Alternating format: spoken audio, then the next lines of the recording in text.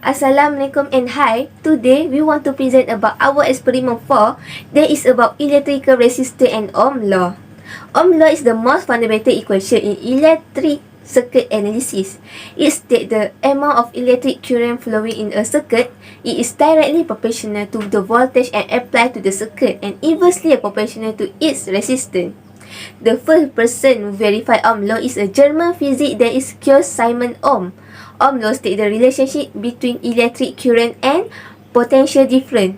It states the voltage across a conductor is directly proportional to the current flowing through it and provide all physical conditions and temperature remain constant. The formula of Ohm law is V equal to I multiply R. Why? The resistance are one of the important blocks of electrical circuit. They are made up of the mixture of clay or carbon. So they are not only good conductor but good insulator too. Most of the resistors have 4 color band. The first and second band reveal the first and second digit of the value respectively. Resistance is the opposite that a substance offer to the flow of electric currents. It's represented by the upper letter R. Then the standard unit of resistance is ohm, sometimes written out as a word and sometimes symbolized by the uppercase Greek letter omega. When an electric current of 1 ampere pass through and a component across which a potential different voltage of 1 volt exists, then the resistance of the component is 1 ohm. Besides, an ohmmeter is used to measure resistance. Most ohmmeters are part of instrument that is only capable of measuring other electrical quantities such as voltage and currents.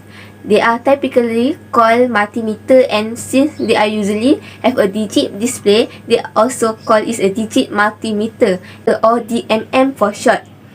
To use DMM, you need to know how to set it and to make the desired measurement and how to set it for the best accuracy range.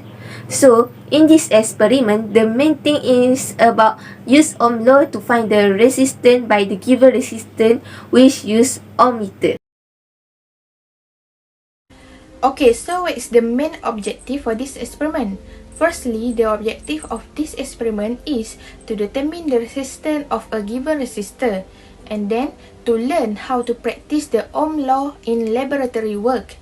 The third one is to determine the relationship between the current, voltage and resistance. And the last one is to find the uncertainty value of the resistance. Hypothesis for this experiment is that the higher the voltage, the higher the total current. I think this is because there is more power distributed throughout the series circuit due to the fact of the higher voltage, indicating that the current will run at a faster rate even with a 12 ohm resistance. If the voltage is 10 and the resistance is 12 ohms, the current will move at a slower rate and will decrease because the resistance causes a slower rate due to the consumption of more energy than the battery or voltage. Other than that, I want to talk about the theory. In this experiment, the equation used is V equal to I multiply to R, or another way, the formula can be I equal to V divided by R or R equal to V divided by I. The SI unit of resistance is ohm and its symbol is like omega symbol. The word R is referred to the resistance. The word V is referred to the potential difference of voltage across the resistance. And Y, the word I is referred to electrical current flowing through the resistor. The electric current is defined as the rate of the flow of charge, and another formula is I equal to Q divided by T. For a wire of uniform cross-section, the resistance depends on the length of I and the area of the cross-section. It also depends on the temperature of the conductor. This law is one of the most basic law of electricity. It helps to calculate the power efficiently, currents, voltage and resistance of the element of an electrical circuit. A current is directly proportional to voltage. When a resistance is stable is considered to be following the Ohm law. This is the important part of Ohm law, and the resistance is that if the resistance is bigger, the less electric will flow back. Therefore, given voltage and depending how big the resistor is, then it will depend how the current will flow through the resistance. In this experiment simulation, there are 6 apparatus that we have used, which is the first one, we have used battery as power supply, and then resistor, which is rheostat, and next one is switch, and then ammeter, and then connecting wires, and the last one is voltmeter. Alright, so in order to carry out this experiment, firstly, we have to connect the power supply, rheostat, ammeter, voltmeter and resistor by using the connecting wire.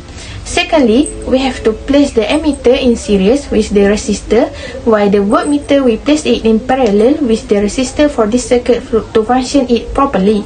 And then, the power supply supplies direct current voltage in which the current only flows in one direction. The ammeter was used to measure the current, while the voltmeter was used to measure the voltage. Next, the power supply was turned on and the rheostat is positioned at 10 volt.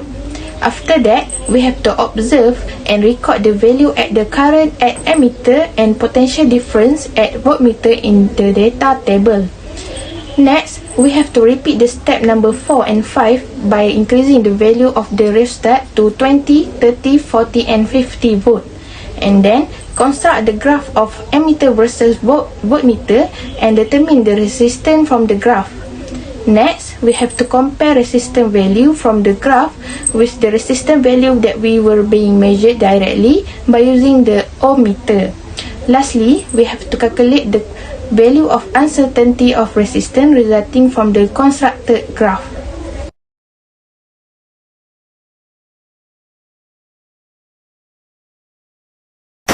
Let's move to the observation part.